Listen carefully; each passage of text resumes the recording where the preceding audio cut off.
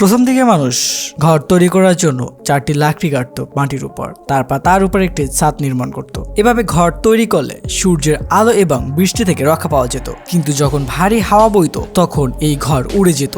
তারপর কিছু স্মার্ট লোক এটাকে চিন্তা বিবেচনা করে এটার উপরে মাটির তৈরি টাইলস ব্যবহার করতে শুরু করে আর পিলারের জন্য কাঠের খুঁটি ব্যবহার করতে শুরু করে। এভাবে তৈরি করার ফলে এটা খুব মজবুত হতো। কিন্তু রুমের ভিতরে পর্যাপ্ত জায়গা বের করার জন্য 3টি পিলার উপরের দিকে এভাবে সেট করা হতো আর বিমের উপরে এভাবে সেট করা হতো।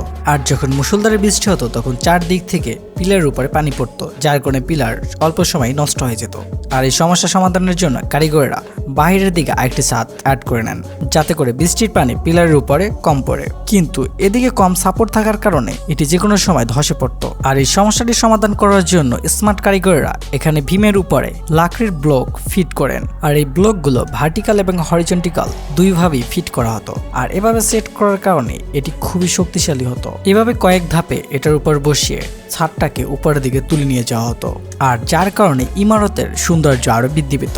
যখন এটার উপরে ছাদ আরেকটু উপরে উঠিয়ে এটার নিচে আরেকটি ছাদ ব্যবহার করা হতো তখন এটার সৌন্দর্য আরো বৃদ্ধি পেত।